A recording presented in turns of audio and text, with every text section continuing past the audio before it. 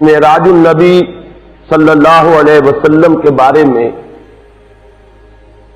جو روایات ہمیں ملتی ہیں ان سے اس کی تاریخ اور سن کا جس حد تک بھی تعین ممکن ہے تو سن 52 ولادت یعنی حضور کی عمر شریف کا 52واں سال، ہجرت سے لگ بھگ 1.5 سال قبل ماہ رجب کی 27ویں شب کو وہ محیر العقول واقعہ پیش آیا کہ جسے ہم معراج کے نام سے جانتے ہیں۔ اس واقعے کی حقیقت کیا ہے، اس کی اہمیت کیا ہے،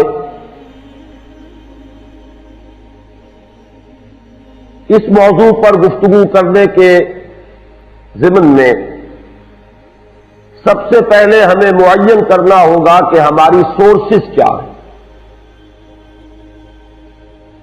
ظاہر بات ہے کہ ہمارے لیے کسی بھی ضمن میں مرجع اول جو سب سے پہلی بنیاد ہے وہ قرآن مجید ہے۔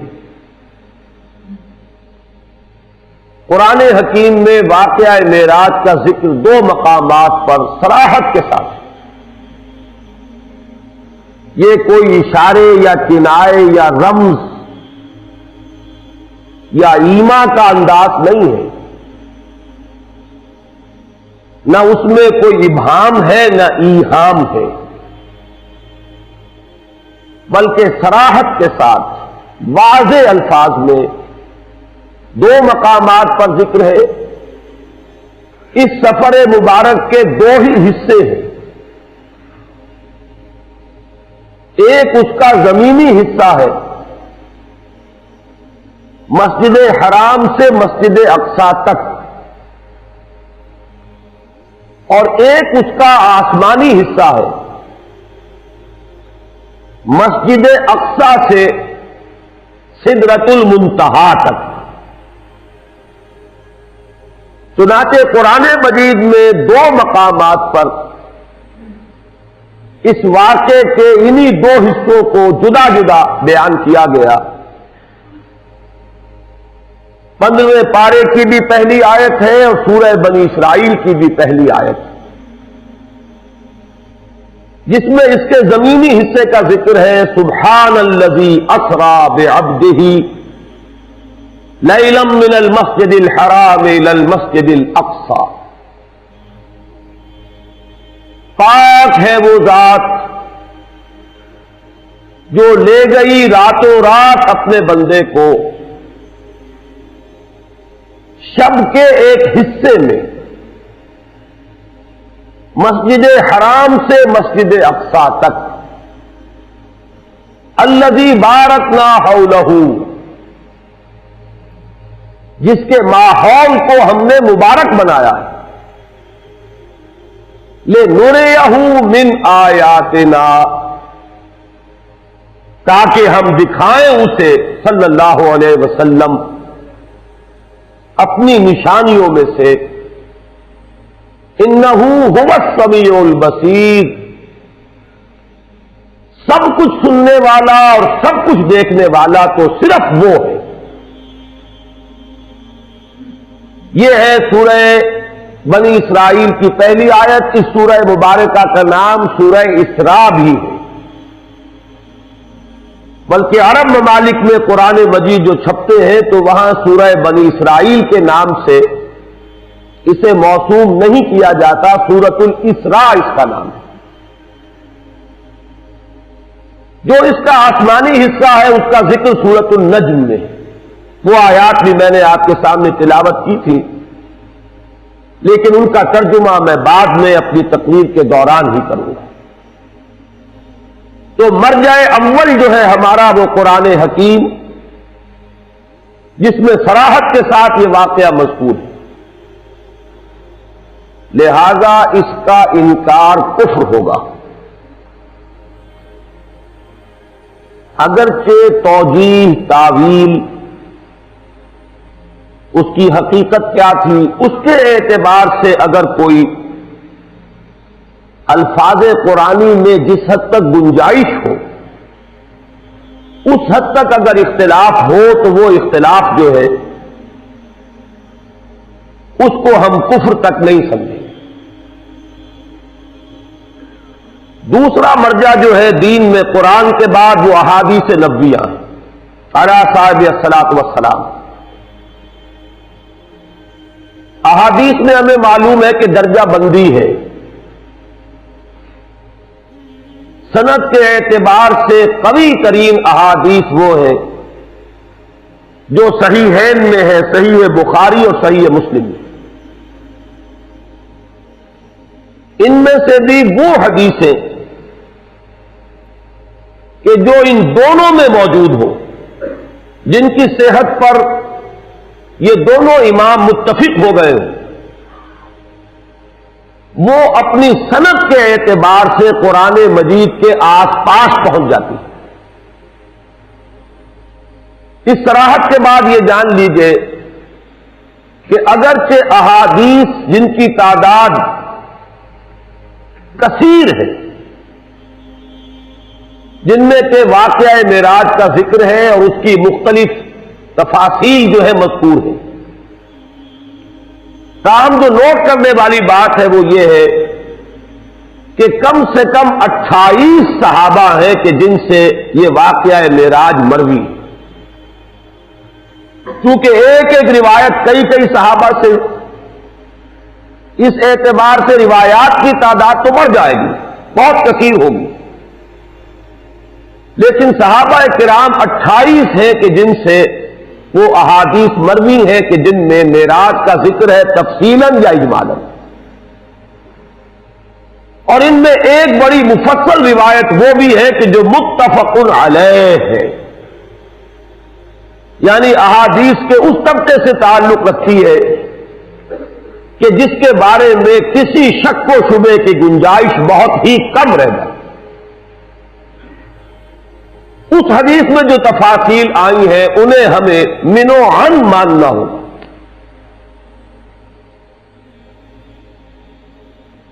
اس تمہید کے بعد اب پہلے میں یہ عرض کروں گا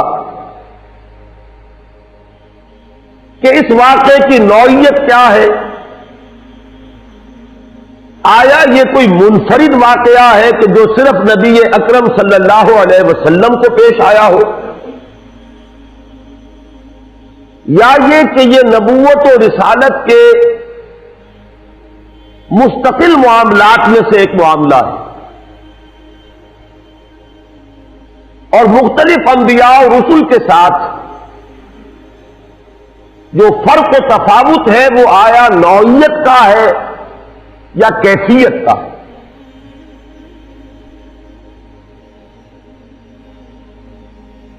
یہ بات جان لیجئے، مکاشفات، مشاہدات، یہ تو نبوت کا جزو لا ینفک ہے۔ اس کی وجہ یہ ہے کہ انبیاء اور رسل اس خدمت پر مامور ہوتے ہیں کہ وہ امور غیبی کی اطلاع دے جن پر ایمان لانا لوگوں کے لیے ضروری ہے۔ جنت ہے، دوزخ ہے، ملائکہ ہے۔ اب یہ چیزیں جو ہے یہ ہماری نگاہوں کے سامنے نہیں ہے۔ اسی طریقے سے جو پیش آنے والے واقعات ہیں، جب تک وہ پیش نہیں آ جاتے پردہ غیب میں،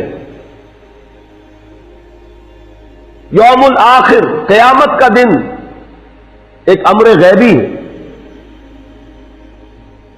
سب سے بڑھ کر یہ کہ ذات باری تعالی اب یا یوں کہہ لیں کہ وہ غیب میں ہے یا یوں کہہ لیں کہ ہم اس سے غیب میں ہیں، نتیجتاً کوئی فرق واقع نہیں ہوتا۔ میں نے آج جمعے کی تقریر میں بھی عرض کیا تھا کہ ہم یوں کہیں کہ ہمارے اور اس کے مابین غیب کا پردہ حائل ہے۔ یہ وہ چیزیں ہیں کہ جن پر ایمان لانا لا بد من، ہدایت کا نقطۂ آغاز ہی یہ ہے کہ ان کو مانا جائے۔ یہی وجہ ہے کہ سورہ بقرہ میں ہدایت کے لیے جو شرط اولین بیان کی گئی، الف لام میم ذالک الکتاب لا ریب فیہ ھدی للمتقین الذین یؤمنون بالغیب، یہ شرط اول ہے۔ اب جو ہستیاں اس خدمت پر مامور ہوئی ہوں کہ وہ ان امور غیبیہ پر ایمان کی دعوت دے، ظاہر ہے کہ انہیں تو ان پر بدرجہ تمام و کمال ایمان اور یقین ہونا چاہیے۔ جب تک وہ ایمان اور یقین ان کے اندر اپنے درجہ تمام و کمال کو نہ پہنچا ہوا ہوگا، وہ دوسروں تک اس ایمان بالغیب کو کیسے منتقل کریں گے؟ اب یہ بھی جان لیجئے کہ ایمان اور یقین کے مراتب ہیں۔ ایک یقین وہ ہے جو فکر و نظر اور تعقل و تفکر کے نتیجے میں پیدا ہو جاتا ہے۔ ایک یقین وہ ہے کہ جو خود ذاتی مشاہدے سے پیدا ہوتا ہے۔ اس سے بھی بلند تر ایک درجہ ہے کہ جو انسان کے ذاتی تجربے اور احساس سے ہوتا ہے۔ قرآن مجید میں اس کے لیے 3 اصطلاحات استعمال ہوئی: علم الیقین، عین الیقین، حق الیقین۔ علم الیقین یہ ہے کہ آپ نے استنباط کیا، استدلال کیا اور کسی چیز کا علم آپ کو حاصل ہوا، آپ کو یقین آ گیا۔ عین الیقین یہ ہے کہ آپ نے اس چیز کو دیکھا، اور حق الیقین کا درجہ اس سے بلند ہوگا، وہ انسان کے اپنے ذاتی تجربے کا ایک جز بن جائے۔ ایک مثال سے ان تینوں کو میں واضح کر سکوں گا۔ بڑی سادہ مثال ہے، آپ نے پہلے بھی شاید سنی ہو۔ اگر آپ کہیں دیکھیں کہ دھواں ہے تو آپ کو یقین ہو جاتا ہے کہ آگ ہے، اس لیے کہ آپ کو یہ کلیہ معلوم ہے، مسلسل مشاہدے سے یہ بات آپ کے علم میں ہے کہ دھواں اور آگ لازم و ملزوم ہے۔ اگر کہیں دھواں ہے تو آگ لگی ہوگی۔ آگ اگرچہ آپ نے نہیں دیکھی، لیکن دھوئیں کو دیکھ کر آپ نے استدلال سے، استنباط سے آگ کے وجود پر یقین کر لیا۔ یہ علم الیقین۔ اب آپ نے قدم بڑھائے، آپ بھاگے دوڑے، وہاں پہنچے اور آپ نے دیکھ لیا کہ آگ لگی ہوئی۔ یہ ہے اس سے بلند تر درجہ عین الیقین، جسے ہم کہتے ہیں عربی میں لیس الخبر کالمشاہدہ کالمعائنہ۔ کسی کے بتانے سے جو یقین پیدا ہوتا ہے وہ ویسا نہیں ہو سکتا جتنا خود دیکھنے سے پیدا ہوتا ہے۔ فارسی میں کہتے ہیں شنیدہ کہ بود مانند دیدہ۔ سننے سے جو علم حاصل ہوا وہ اس کے برابر نہیں ہوتا کہ جو دیکھنے سے حاصل ہوتا ہے۔ اس سے جو اگلا درجہ ہے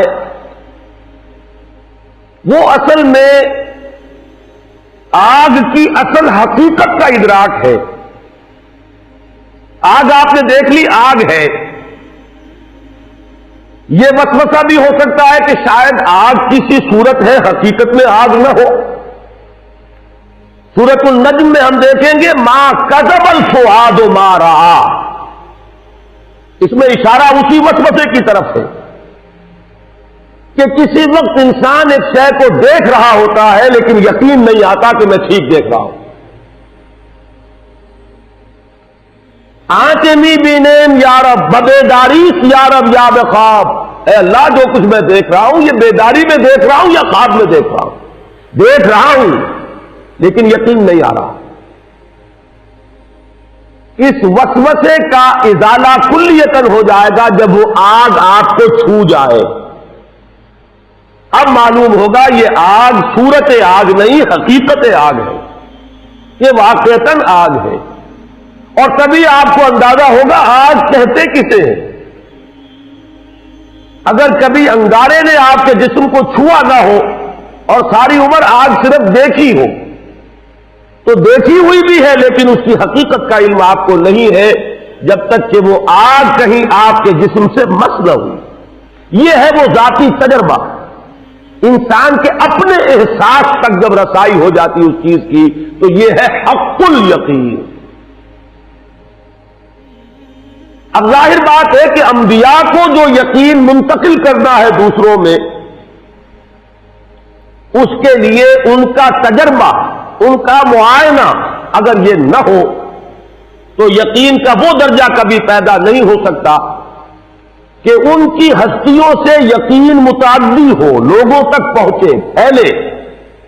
جیسے بھٹی اگر ہے آگ کی تو اس سے حرارت خود بخود نکلتی ہے اور دوسروں تک پہنچ جاتی ہے. یہ ہے اصل میں وہ سبب جس کی بنا پر عالم ملکوت کے مشاہدات اللہ تعالی انبیاء اور رسولوں کو کراتا ہے. یہ مکاشفات کی شکل میں بھی ہوئے ہیں، یہ رویا کی شکل میں بھی ہوئے ہیں، یہ حالت نوم میں بھی ہوئے ہیں، حالت بیداری میں بھی ہوئے ہیں. ان دونوں کے بین بین کی ایک کیفیت ہے، بین النوم والیقظہ، بیداری اور سونے کے درمیان کی کوئی کیفیت. اس میں کچھ چیزوں کو ممثل کر کے بھی دکھایا گیا ہے، بعض حقائق براہ راست مشاہدہ کرائے گئے.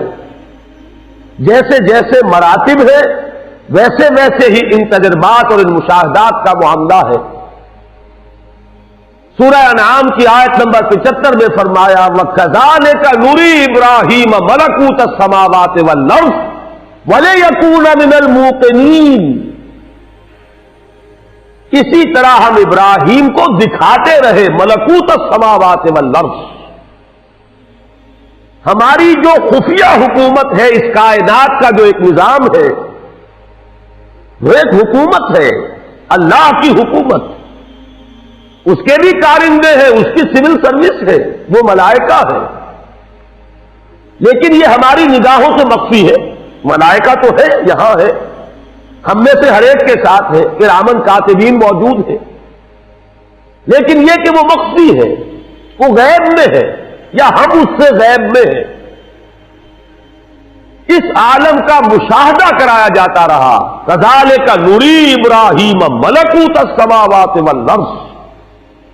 آسمانوں اور زمین کی وہ خفیہ حکومت، وہ غیبی حکومت، اس کے معاملات دکھائے جاتے رہے. اور اگلا ٹکڑا بہت اہم ہے میری اس گفتگو کے اعتبار سے، وَلِيَكُونَ مِنَ الْمُوقِنِينَ، تاکہ وہ صاحب یقین لوگوں میں سے بن جائے. ایمان تو محض خبر کی بنیاد پر بھی ہے، لیکن یقین کا جو درجہ جو میں نے عرض کیا ہے یہ اپنے مشاہدے اور اپنے تجربے میں جو آنے کے بعد یقین پیدا ہوتا ہے، اس درجے کا یقین انبیاء اور رسول کو دینا مقصود ہے. لہذا انہیں یہ مشاہدات کرائے جاتے ہیں.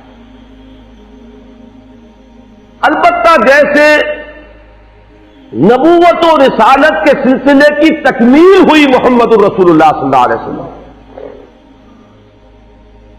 اسی طریقے سے ان مشاہدات کے بارے میں بھی چوٹی کا مشاہدہ، ان تجربات کے ضمن میں بھی بلند ترین تجربہ وہ ہے جو محمد الرسول اللہ صلی اللہ علیہ وسلم کو. البتہ حضور کے بارے میں بھی یہ بات ضرور ذہن میں رکھیے کہ یہ واحد تجربہ نہیں ہے، بے شمار تجربات ہوئے. آپ نماز پڑھا رہے، استسقاء کی نماز، اور جنت آپ کے سامنے لے آئی گئی، اور بے اختیار آپ کا ہاتھ اٹھا کہ کوئی میوہ جو ہے اس جنت کے کسی درخت کا آپ توڑ لیں. یہ کنڈیشن ریفلیکس ہے، اس میں ارادے کو دخل نہیں ہوتا، یہ بالکل بے اختیار معاملہ ہے. جنت سامنے آ گئی، درخت ہے، ہاتھ بڑھا. پھر آگ لے آئی گئی، جہنم جو ہے سامنے لے آئی گئی، اور آپ پیچھے ہٹے، اس کی حرارت، اس کی گرمی، اس کی دہشت جو ہے اس کی وجہ سے۔ اور یہ نماز میں ہو رہا ہے، عالم بیداری میں ہو رہا ہے، حضور مجمع میں ہے، خلوت میں نہیں ہے، وہاں ہو رہا ہے۔ تو ہم تو مشاہدات کا احاطہ نہیں کر سکتے جو محمد رسول اللہ صلی اللہ علیہ وسلم کو۔ اس کے حوالے سے جو بات میں چاہتا ہوں معراج کے بارے میں کہ آپ ذہن نشین کر لیں، وہ یہ ہے کہ معراج کے ضمن میں جو روایات آتی ہیں ان میں بہت اختلاف ہے۔ ایک تو ہے مجرد وہ واقعہ، وہ تو متفق علیہ ہے۔ ایک ہے اس خاکے میں جو تفصیلات کا رنگ ہے، اس وہ جدا جدا ہے مختلف روایات میں۔ ان میں بھی ایک تو وہ چیزیں ہیں جو ایک دوسرے میں فٹ ان کر جاتی ہیں کہ ایک واقعہ آپ نے بھی دیکھا، ایک واقعہ ایک اور نے بھی دیکھا، آپ نے بیان کیا تو شاید اس کی کچھ اور ڈیٹیلز آپ بیان کریں گے۔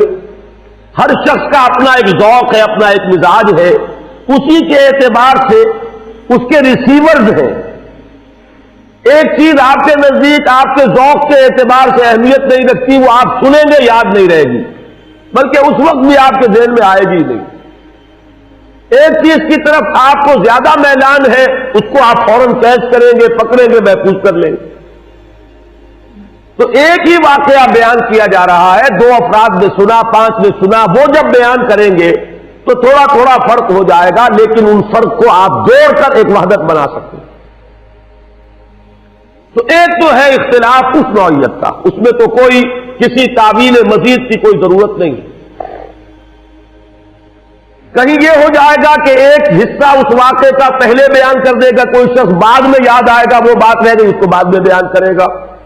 یہ تقدیم و تاخیر، یہ چیزیں بھی بالکل سمجھ میں آنے والی ہے، عقل انسانی ان کو بآسانی جو ہے ریکنسائل کر سکتے۔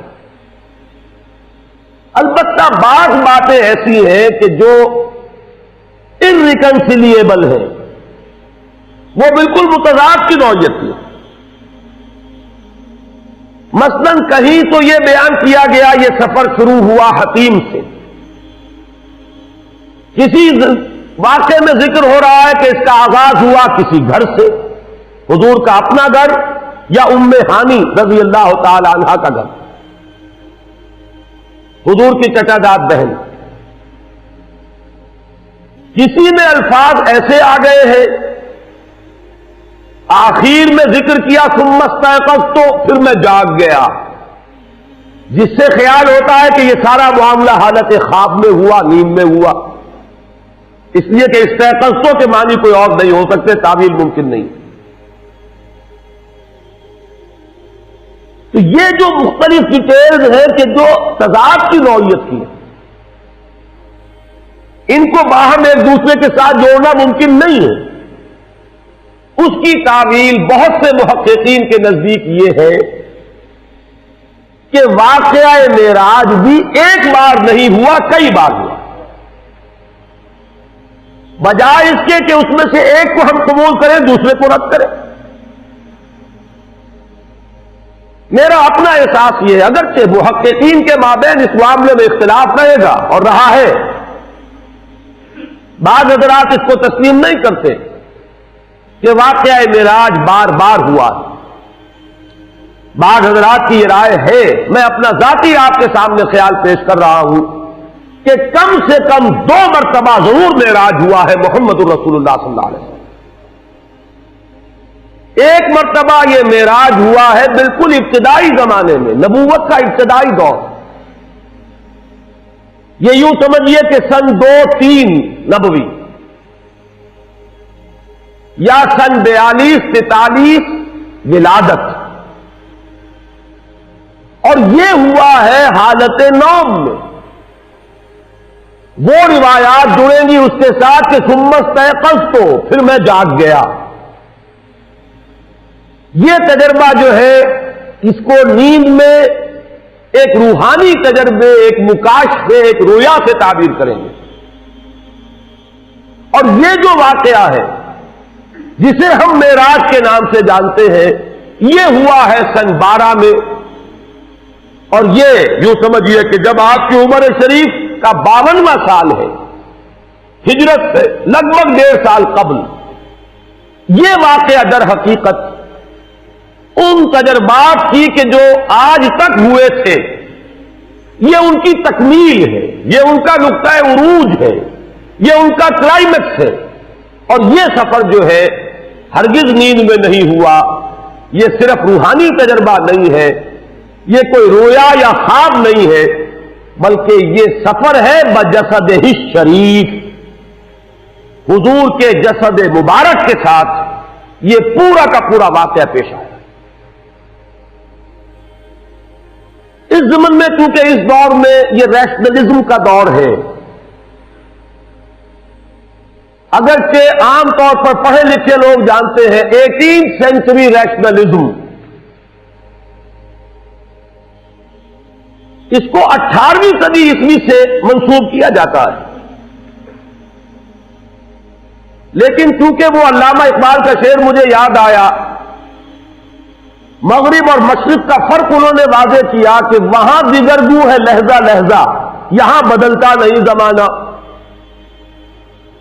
مغرب میں فکر انسانی کئی قلابازیاں کھا چکی ہے، اور مشرق کے کچھ مفکرین ہیں جو ابھی تک 18ویں صدی عیسوی کے ریشنلزم کو چاٹ رہے ہیں، تو مغرب تو ختم ہو چکا، سائنس کے پریمیسز تبدیل ہو گئے، مقدمات چینج ہو چکے، اصول بدل چکے ہیں، لیکن ہمارے ہاں کچھ لوگ ہیں جو ابھی وہ نیوٹونین فزکس کو جو ہے وہ لے کر مضبوطی سے پکڑے بیٹھے، اور یہی وہ لوگ ہیں کہ جن کے نزدیک یہ محالات میں سے ہے، ناممکنات میں سے ہے۔ میں اسی لیے کہا کرتا ہوں کہ اگر سر سید نے ٹھوکر کھائی تو وہ قابل رحم ہے، معذور ہے، وہ آج سے 100 سال پہلے کے انسان ہے، لیکن جو لوگ سر سید کے فکر پر اس وقت اپنی دکانیں چمکا رہے ہیں، یہ مقلد محض ہیں، ان کے پاس تو در حقیقت وہ جو کامن سینس نام کی شے بھی نہیں ہے کہ انہیں یہ اندازہ ہو کہ ہم کس دور میں یہ بات کر رہے ہیں۔ یہ آئنسٹائن کی فزکس کا زمانہ ہے، فزکس کے مقدمات تبدیل ہو چکے ہیں، اب میٹر انڈسٹرکٹیبل نہیں رہا، اب سائنس وہاں پہنچ چکی ہے کہ نظری اعتبار سے تسلیم کیا جاتا ہے کہ اگر کوئی physical object velocity of light کے ساتھ موو کرے گا تو اس کے لیے وقت نہیں گزرے گا۔ حساب نے یہ ثابت کر دیا، اگرچہ ہم اس کا بھی تصور نہیں کر سکتے۔ سب سے زیادہ رفتاریں انسان کے سامنے دو تھی، ایک آواز کی رفتار، اس سے تو انسان آگے گزر گیا ہے، بندوق کی گولی پہلے جایا کرتی تھی آواز سے آگے، لگتی پہلے تھی، آواز بعد میں آتی تھی، لیکن اب تو سپر سونک جیٹس ہے، آواز سے کہیں زیادہ ان کی اپنی رفتار ہے۔ اب صرف ایک رفتار رہ گئی ہے، ویلوسٹی آف لائٹ، وہاں تک پہنچنے کا کوئی تصور ابھی ہمیں حاصل نہیں ہے، لیکن ہم جانتے ہیں کہ ممکن ہے، وہ انسانی قدرت سے ممکن نہ ہو، اللہ کی قدرت سے ممکن ہے۔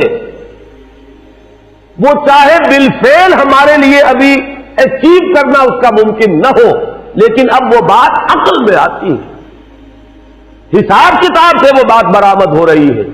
صرف یہ فرق ہے انسانی قدرت اور اللہ کی قدرت کا، جس کی طرف اشارہ کر کے بات شروع کی گئی، سبحان الذی اسری بعبدہ، پاک ہے وہ ذات جو لے گئی اپنے بندے کو راتوں رات مسجد اقصی سے مسجد حرام سے مسجد اقصی تک۔ اگر یہ بات کسی انسان کی طرف منسوب ہوتی تو بات اور تھی، اگر یہ فعل حضور کی طرف منسوب ہوتا کہ حضور گئے تو بات اور تھی کہ میں آیا نہیں لایا گیا ہوں، حضور گئے نہیں لے جائے گئے ہیں۔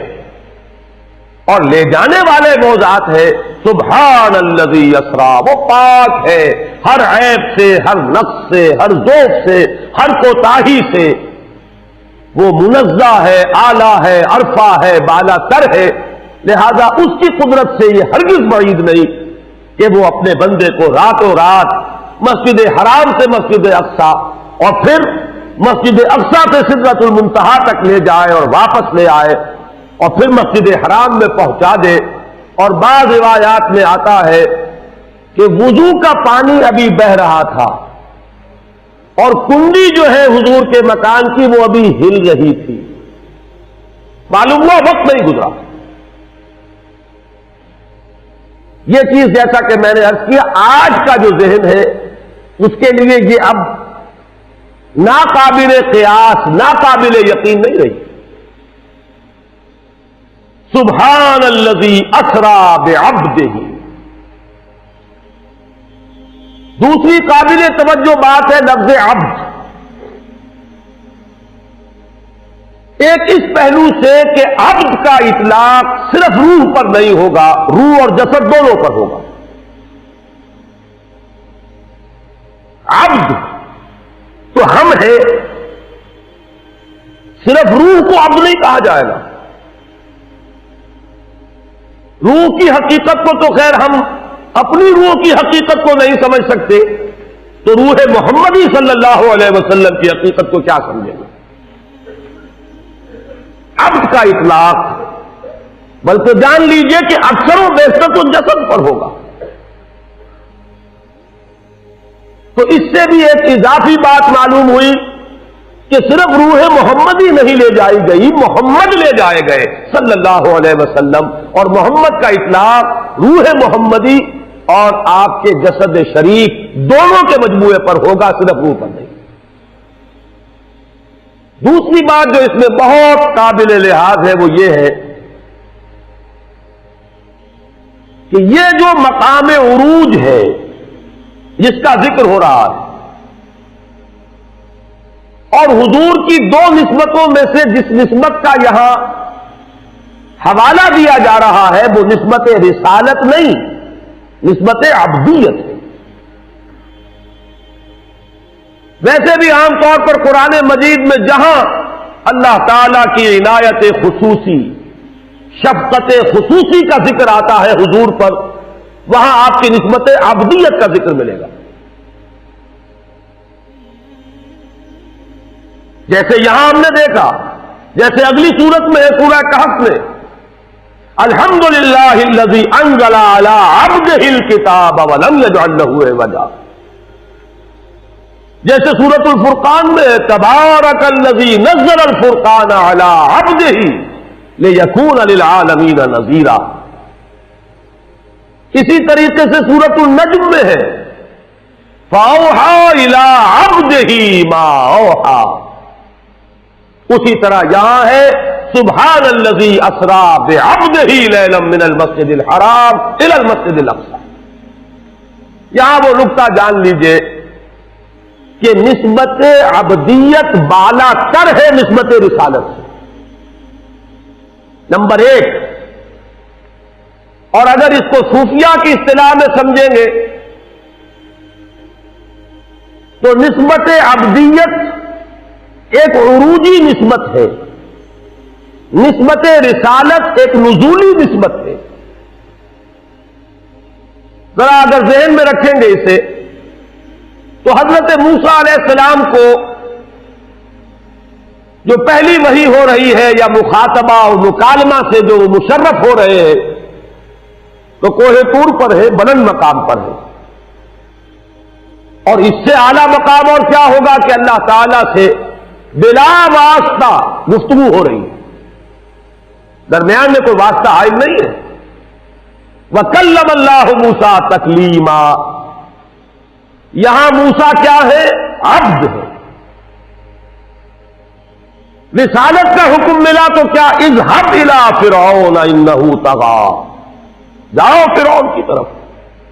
اب موسیٰ پہاڑ سے اتریں گے تو جائیں گے، کسی کے پاس سے کوئی جاتا ہے تو اس کی طرف پیٹ کر کے جاتا ہے، کسی کے سامنے 10 بستہ کھڑا ہوتا ہے تو اس کے حضور میں ہے، مواجہہ کر رہا ہے، فیس ٹو فیس ہے، تو کون سی نسبت بالا تر ہوئی؟ نسبت عبدیت۔ فرض منصبی ہے رسالت، جاؤ ادا کرو۔ مولانا روم نے اس کو بیان کیا ہے، بہترین تمثیل ہے۔ اصل میں ان حقائق کے جاننے والے یہ صوفیاء ہی ہیں۔ یہ نہ فقہا کا دائرہ ہے نہ محدثین کا دائرہ ہے، اپنے اپنے دائرے ہیں، اپنے اپنے کام سب نے کیے ہیں۔ ہمارے سب ہی محسن ہیں، لیکن یہ کہ بہرحال اپنا اپنا ذوق، اپنا اپنا فیل۔ ان چیزوں کو اور ان میں پھر فرق مراتب جو قائم کیا ہے وہ صوفیاء کا کام۔ بارش کی مثال دی ہے، یہ واٹر سائیکل جو چل رہا ہے ہماری اس دنیا میں، سمندر سے بخارات اٹھ رہے ہیں، یہ عروج ہے، کتنی لطیف حالت میں ہے، کتنے پاک اور صاف ہے۔ یہ تو عمل کثیر ہو رہا ہے نا، پانی کو بھاپ بنایا گیا ہے، اس میں کوئی کثافت تو ساتھ نہیں جائے گی، بالکل پاک اور صاف پانی لطیف ترین صورت میں اوپر جا رہا ہے۔ اوپر جا کر بادل بنے، ہوائیں لے گئیں، اب وہ بارش بن کر نازل ہو رہا ہے۔ نازل ہو رہا ہے تو کیا ہوگا؟ وہ پہلے فضا کو دھوئے گا، وہ کچھ کثافت پانی میں بھی جمع ہو جائے گی، زمین پر برسے گا، زمین کو دھو دے گا، لیکن کچھ کثافتیں شامل ہو جائیں گی۔ یہ ندیوں نالوں سے دریاؤں سے ہوتا ہوا پھر سمندر میں پہنچے گا، وہ ساری کثافت سمندر میں رہ جائے گی، اور پھر وہ لطیف اور صاف اور پاک ہو کر پھر آسمان کی طرف اٹھ جائے گا۔ یہ عروج ہے، وہ نزول ہے۔ نزول سے صفائی ہو رہی ہے دوسروں کی، فضا کی، زمین کی، عروج میں اپنی صفائی ہے۔ یہی ہے سائیکل۔ رات کو اللہ کا بندہ اس کے حضور میں کھڑا ہے، یہ کس کی صفائی ہے؟ اپنی۔ کس چیز کی صفائی ہے میں بعد میں بیان کر دوں گا، اسے کہیں اپنی کثافتوں پر قیاس نہ کر لیجئے، وہ کثافتیں ان کے پاس بھی نہیں ہیں۔ گر حفظ مراتب نہ کنی زندگی، لیکن پھر دن میں کیا حکم ہے؟ اب وہ نزول ہے، اس نزول میں کثافت آ جاتی ہے۔ کیا کثافت؟ کسی نے گالی دے دی، کچھ تکبر پیدا ہوگا کہ نہیں طبیعت میں؟ بالکل نہ ہونا ناممکن۔ وَلَقَدْ نَعْلَمُ، ہمیں معلوم ہے، إِنَّهُ لَيَحْزُنُكَ الَّذِي يَقُولُونَ، آپ کو رنج ہوتا ہے، افسوس ہوتا ہے، آپ کی طبیعت پر تکبر آتا ہے ان کی باتیں سن کر۔ کسی نے مجنون کہہ دیا، کسی نے پاگل کہہ دیا، کسی نے شاعر کہہ دیا، اور وہ در بدر جا رہے ہیں، لیکن ہو کیا رہا ہے؟ تو اگر طبیعت پر کچھ تکبر بھی آ گیا ہے محمد الرسول اللہ صلی اللہ علیہ وسلم کے، اس تکبر کا بھی دور کیا جانا ضروری ہے۔ راتوں کو کھڑے رہیے۔ اب یہ عروجی نسبت ہے کہ اوپر جا رہے ہیں، اور دن میں نزول فرمائیے، اور لوگوں کے دلوں کو صاف کیجیے، ان کے ذہنوں کو صاف کیجیے، ماحول کو صاف کیجیے۔ یا ایھا المزمل قم اللیل الا قلیلا نصفہ او انقص منہ قلیلا او زد علیہ ورتل القرآن ترتیلا انا سنلقی علیک قولا ثقیلا ان ناشئۃ اللیل ہی اشد وطئا واقوم قیلا ان لک فی النہار سبحا طویلا۔ دن کے وقت تو آپ کے لیے بڑی مشقت ہے، بڑی محنت ہے، تبلیغ ہے، تلقین ہے، دعوت ہے، نصیحت ہے، کبھی اپنوں کی طرف سے تکبر ہو جاتا ہے۔ حضرت عائشہ سے ایک مرتبہ ہو جاتا ہے گھروں میں، کسی بات پر آپ ناراض ہوئے، آپ نے یہاں تک کہہ دیا کہ تمہارے ہاتھ ٹوٹ جائیں، اس کے بعد حضرت عائشہ کو دیکھا کہ وہ اپنے ہاتھوں کو دیکھ رہی ہیں. پوچھا کیا دیکھ رہی ہے؟ انہوں نے عرض کیا میں منتظر ہوں کہ کب نبی کی بد دعا کا اثر ظاہر ہو. اس پر آپ نے فوراً اللہ تعالی کی جانب رجوع کیا. اے اللہ میں انسان ہوں, میری زبان سے کبھی غصے میں بھی الفاظ نکل جاتے ہیں. اے اللہ تو ان کو قبول نہ کر لیجیے. ہے تکبر؟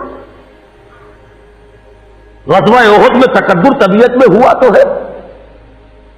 کیف یہدی اللہ قوما خذلوا وجہ نبیہم بالدم. اللہ اس قوم کو کیسے ہدایت دے گا جس نے اپنے نبی کے چہرے کو لہو لہان کر دیا, رنگ دیا خون سے. تکبر تو ہوا ہے. اسی طرح کا تکبر وہ ہے, اسی لیے تو کہا گیا سورہ مزمل میں وَاصْبِرْ عَلَىٰ مَا يَقُولُونَ وَاهْجُرْهُمْ هَجْرًا جَمِيلًا. تلوار کا وار تو محمد پر پڑا ہے غزوہ احد میں, لیکن زبانوں کی جو زخم تھے وہ تو لگ رہے تھے مکے میں بھی. اس تکبر کو بھی صاف کرنا ہے. تو یہاں بھی لفظ عبد کے حوالے سے ان حقائق کو ذہن نشین کر لیجئے. سبحان الذی اسرا بعبدہ. اسرا کہتے راتوں رات لے جانا. فاسر بعبادی انہم متبعون. حضرت موسیٰ کو حکم ہوا تھا اے موسیٰ میرے بندوں کو لے کر نکل جاؤ راتوں رات, تمہارا پیچھا کیا جائے گا. تو حضور کے لیے بھی لفظ آیا سبحان الذی اسرا بعبدہ. اس کے بعد لیلن کیوں آیا, دوہرایا کیوں گیا؟ اس لیے میں نے ترجمے میں کیا تھا رات کا بھی ایک حصہ, پوری رات نہیں لگی, اس کا کوئی ایک وقفہ ہے, نہایت حقیر, نہایت قلیل, نہایت مختصر. من المسجد الحرام الى المسجد الاقصى الذي باركنا حوله لنريه من آياتنا انه هو السميع البصير. آیت کے آخری حصے پر بھی غور کر لیجئے. باقی وہ جو واقعات ہیں وہ میں حدیث کے حوالے سے آپ کو بتاؤں گا. مقصد کیا ہے اس کا؟ اپنی کچھ آیات کا مشاہدہ کرانا ہے.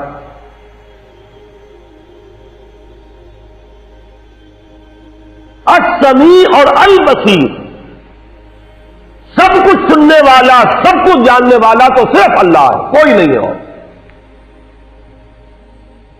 ہاں وہ اپنے علم میں سے جتنا جس کو چاہے دے دے, اپنی بصارت میں سے جتنا کسی کو چاہے حصہ عطا فرما دے, اپنی سماعت میں سے جتنا چاہے کسی پر فیضان فرما دے. یہ اس کا اختیار ہے. لا یحیطون بشیء من علمہ الا بما شاء. اللہ کے علم میں سے کوئی بھی کسی چیز کا احاطہ نہیں کر سکتا ما سوائے اس کے جو اللہ خود چاہے. سبحانک لا علم لنا الا ما علمتنا. تو پاک ہے اور ہمیں کوئی علم حاصل نہیں ہے. تو فرشتوں کا علم بھی یہی ہے, انبیاء اور رسل کے علم کی بھی کیفیت یہی ہے. جو اللہ نے عطا فرمایا وہی ان کا علم. باقی سب کچھ جاننے والا اور سب کچھ دیکھنے والا صرف وہ ہے. یہ اسلوب حصر ہے. انہ هو السمیع العلیم. سب کچھ سننے والا اور سب کچھ دیکھنے والا تنہا ہے. اب میں یہ چاہتا ہوں کہ یہ جو واقعہ ہے اسے میں اس حدیث کے حوالے سے آپ کو سنا دوں. میں کچھ بیان کروں گا, میرے بیان کرنے میں کچھ کمی اور بیشی ہونے کا اندیشہ ہے. اگر ہم اتنے خوش قسمت ہیں کہ وہ واقعہ ہمارے پاس ایک مفصل حدیث کی شکل میں موجود, اور حدیث بھی دوسرے یا تیسرے طبقے کی کتابوں کی نہیں, متفق علیہ, جس میں روایتاً جیسا کہ میں نے عرض کیا جس کا پایا تقریباً قرآن کے برابر. اور اس حدیث کے راوی ہیں حضرت مالک ابن صعصع رضی اللہ تعالی عنہ. ان کے بارے میں ایک بات ہے بڑی اہم، وہ نوٹ کر لیجئے. یہ انصاری صحابی ہیں، ان میں سے نہیں ہے کہ جنہیں حدیثیں بیان کرنے کا کوئی زیادہ شوق رہا ہو. یہ غالباً واحد حدیث ہے جو انہوں نے بیان کی، اور انہیں اس سے نہایت شغف تھا.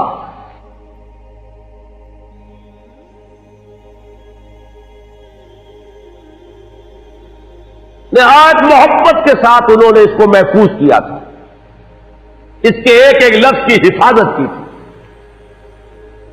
چنانچہ بعض دوسرے وہ صحابہ بھی جنہوں نے خود حضور سے یہ بات سنی ہوئی تھی، اب ایک تو وہ خود براہ راست روایت کر رہے حضور سے کہ ہم نے سنا، حضرت انس ابن مالک رضی اللہ تعالی عنہ خود، لیکن وہ صحابہ بھی ان کی خدمت میں خاص طور پر حاضر ہو کر ان سے اس روایت کو سنتے تھے، اس لیے کہ اس روایت میں ان کا درجہ بہت بلند ہے، ان کو اس سے بہت شغف تھا. تو صحابہ جو براہ راست حضور سے سن چکے وہ بھی ان کے پاس جا کر خاص طور پر اس حدیث کو سنا کرتے تھے. چنانچہ یہ روایت جو متفق علیہ ہے، یہ امام بخاری جو اس کو لائے ہیں، عن قتادہ عن انس بن مالک عن مالک بن صعصع رضی اللہ تعالی عنہم. حضرت انس ابن مالک سے روایت موجود ہے مسلم شریف میں براہ راست ان سے، لیکن یہ اس روایت کو بیان کر رہے حضرت مالک ابن صعصع رضی اللہ تعالی عنہ کے حوالے سے. روایت کیا ہے؟ ان النبی صلی اللہ علیہ وسلم حدثهم عن لیلۃ اسری بہ. اب دیکھیے یہ مرفوع حدیث ہو گئی. حضرت صعصع بیان فرما رہے ہیں کہ نبی اکرم صلی اللہ علیہ وسلم نے خود ہمیں سنایا. وہ حالات و واقعات سنائے جو اس رات کو پیش آئے جس رات سے انہیں لے جایا گیا. قال بینما انا فی الحطیم وربما قال فی الفجر. حضور فرماتے ہیں کہ میں اسی اثنا میں کہ میں حتیم میں تھا، اور ایک دوسری روایت میں الفاظ حجر آئے ہیں، وہ بھی کہتے ہیں اسی حصے کو. مضطجعا میں لیٹا ہوا تھا، اذ اتانی آتن کہ اچانک میرے پاس ایک آنے والا آیا. یہ آنے والے کون ہیں؟ حضرت جبرائیل. یہ بعد میں واضح ہو جائے گا. فشق ما بین ہذہ الی ہذہ. حضور نے اشارہ فرمایا، اس نے یہاں سے یہاں تک میرا سینہ چاک کیا، یعنی من طفرت نہرہ الی شعرتہ. یہ جو گڑھا ہے حلق کا گڑھا، یہاں سے لے کر تیرے ناف تک سینہ چاک کیا. فاستخرج قلبی اور میرا دل نکالا. ثم اعطیت بطست من ذهب مملوء ایمانا فغسل قلبی. پھر ایک تشت لایا گیا سنہری جو ایمان سے مملوء تھا، بھرا ہوا تھا، تو پھر اس کے ذریعے سے میرے اس قلب کو، سینے کو دھویا گیا. ثم غسل ثم اعید وفی روایت، اس کے بعد اس کو لوٹا دیا گیا اور پھر وہ زخم بھی سی دیا گیا. ایک روایت میں آتا ہے ثم غسل البطن بماء زمزم ثم ملئ ایمانا وحکمتا. اسی طریقے سے پورے پیٹ کو بھی صاف کیا گیا مائے زمزم سے، اور اس میں بھی ایمان اور حکمت بھر دیے گئے. ثم اعطیت بدابۃ، پھر میرے پاس ایک چوپایا لایا گیا، دون البغل فوق الحمار. جو بغل یعنی خچر سے تو کچھ چھوٹا تھا، اور حمار یعنی گدھے سے کچھ بڑا تھا. اب یہ جو سفید تھا، یقال لہ البراق، جس کا نام براق ہے، وَيَضَعُ خَطْوَهُ عِنْدَ أَقْصَى طَرْفِهِ، اور اس کا ہر قدم اس کی حد نگاہ پر جا کر پڑتا تھا۔ فَعِلْتُ عَلَيْهِ، میں اس پر سوار ہوا۔ فَانْطَلَقَ بِي جِبْرَائِیل، اب یہاں نام آ گیا، وہ آنے والے کون تھے؟ پھر چلے میرے ساتھ حضرت جبرائیل، حتی اتی السماء الدنیا، یہاں تک کہ وہ آسمان دنیا تک پہنچ گئے، جو پہلا آسمان۔ اب یہاں دیکھیے وہ روایت میں جو زمینی سفر کا درمیانی حصہ ہے وہ رہ گیا ہے، دوسری روایات سے ہم اس کو جوڑ کر جمع کریں کہ پہلا زمینی سفر ہے، مسجد اقصیٰ تک پہنچے ہیں، وہاں جا کر روایت میں آتا ہے میں نے وہی اپنے اس خچر کو باندھا، براق کو، جہاں انبیاء باندھا کرتے تھے، اور پھر وہاں میں نے نماز ادا کی، بہت سے لوگ جمع ہوئے، میں منتظر تھا کہ کون نماز پڑھائے گا، کہ جبرائیل نے میرا ہاتھ پکڑ کر مجھے آگے کیا، میں نے نماز پڑھائی، اور پھر جبرائیل نے مجھے بتایا کہ یہ تمام انبیاء تھے جو اس دنیا میں مبعوث ہوئے ہیں، اور آج آپ نے ان سب کی امامت کی۔ یہاں سے پھر شروع ہوا ہے وہ دوسرا سفر۔ لیکن جب پہلے آسمان تک پہنچے، فاستفتح، انہوں نے دستک دی، کھلوانا چاہا۔ قیل من ھذا، پوچھا گیا کون ہے؟ قال جبرائیل، انہوں نے جواب دیا جبرائیل۔ قیل ومن معک، پوچھا گیا کہ آپ کے ساتھ کون ہے؟ دیکھیے یہاں ذہن میں رکھیے گا،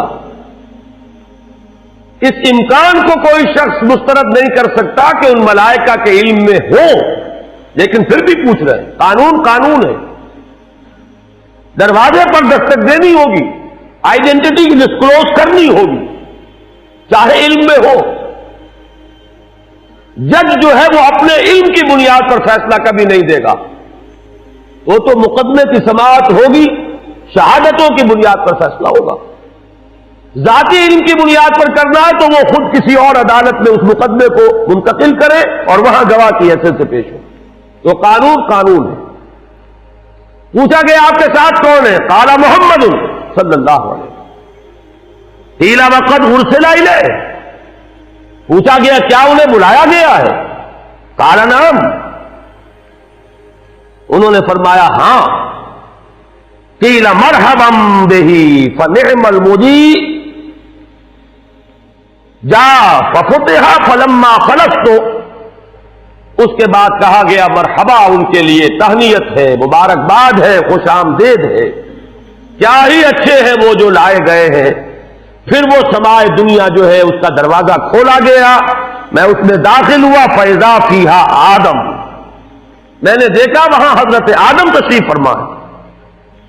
فقال ھذا ابوک، جبرائیل نے کہا یہ آپ کے جد امجد ہیں، فسلم علیہ، ان کو سلام کیجئے، فسلمت علیہ، میں نے انہیں سلام کہا۔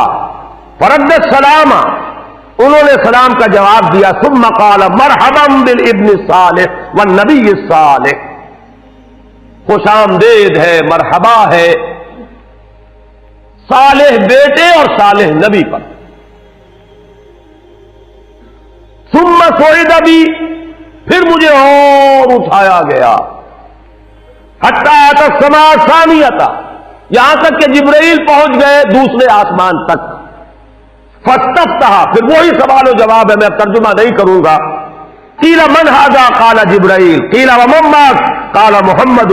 قیل وقد ارسل الیہ؟ قال نعم۔ قیل مرحبا بہ فنعم المجیء، جاء ففتح فلما خلصت، جب یہ سارا اس کارروائی کے بعد داخل ہوئے ہیں دوسرے آسمان پر، فاذا یحییٰ وعیسیٰ وہو ابنا خالۃ، وہاں میں نے دیکھا کہ یحییٰ اور عیسیٰ ہیں اور یہ خالہ زاد بھائی ہیں۔ قال ھذا یحییٰ وھذا عیسیٰ فسلم علیہما، فسلمت فردا، ثم قال مرحبا بالاخ الصالح والنبی الصالح، انہوں نے بھی کہا خوش آمدید اور مرحبا. ایک صالح بھائی اور صالح نبی کو یہاں نوٹ کیجئے گا.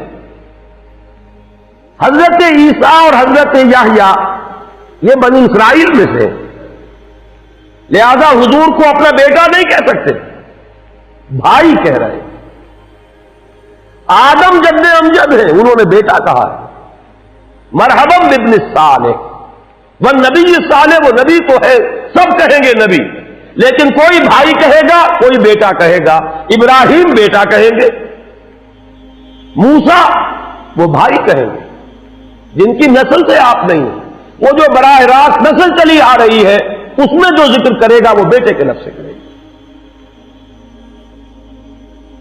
ثم صعد بی الی السماء الثالثة فاستفتح قیل من هذا قال جبرائیل قیل ومن معك قال محمدا قیل وقد ارسل الیہ قال نعم قیل مرحبا به فنعم المجیء جاء ففتح فلما خلصت اذا یوسف قال هذا یوسف فسلم علیہ فسلمت علیہ فرد ثم قال مرحبا بالاخ الصالح والنبی الصالح. اب مجھے ترجمے کی ضرورت نہیں ہے، ایک مرتبہ بات آپ نے سمجھ لی. اب تیزی کے ساتھ میں اس حدیث کو پڑھ دینا چاہتا ہوں. ثم صعد بی، پھر مجھے اور بلندی پر لے جایا گیا. حتی اتی السماء الرابعة فاستفتح قیل من هذا قال جبرائیل قیل ومن معك قال محمد قیل وقد ارسل الیہ قال نعم قیل مرحبا به فنعم المجیء جاء ففتح فلما خلصت فاذا ادریس فقال هذا ادریس فسلم علیہ فسلمت علیہ فرد ثم قال مرحبا بالاخ الصالح والنبی الصالح. یہاں ملاقات ہوئی حضرت ادریس علیہ الصلوۃ والسلام سے. ثم صعد بی حتی اتی السماء الخامسة فاستفتح قیل من هذا قال جبرائیل قیل ومن معك قال محمد قیل وقد ارسل الیہ قال نعم قیل مرحبا به فنعم المجیء جاء ففتح فلما خلصت فاذا هارون قال هذا هارون فسلم علیہ فسلمت علیہ فرد ثم قال مرحبا بالاخ الصالح والنبی الصالح. ثم صعد بی حتی اتی السماء السادسة فاستفتح قیل من هذا قال جبرائیل قیل ومن معك قال محمد قیل وقد ارسل الیہ قال نعم قیل مرحبا به فنعم المجیء جاء ففتح فلما خلصت فاذا موسیٰ قال هذا موسیٰ فسلم علیہ فسلمت علیہ فرد ثم قال مرحبا بالاخ الصالح والنبی الصالح. چھٹے آسمان پر یہ حضرت موسیٰ سے ملاقات ہوئی. فلما جاوزت بکا، جب میں آگے بڑھا تو حضرت موسیٰ روئے. قیل ما یبکیک، ان سے پوچھا گیا کہ آپ کو کیا چیز رلا رہی ہے؟ قال ابکی لأن غلاما بعث بعدی، کہ مجھے اس بات پر رونا آ رہا ہے یہ نوجوان محمد صلی اللہ علیہ وسلم، یہ میرے بہت بعد ان کی بعثت ہوئی ہے. يدخل الجنة من امته اکثر ممن يدخلها من امتی، میرے بہت بعد آنے کے باوجود ان کی امت میں سے جنت میں داخل ہونے والوں کی تعداد میری امت کے مقابلے میں بہت زیادہ ہوگی.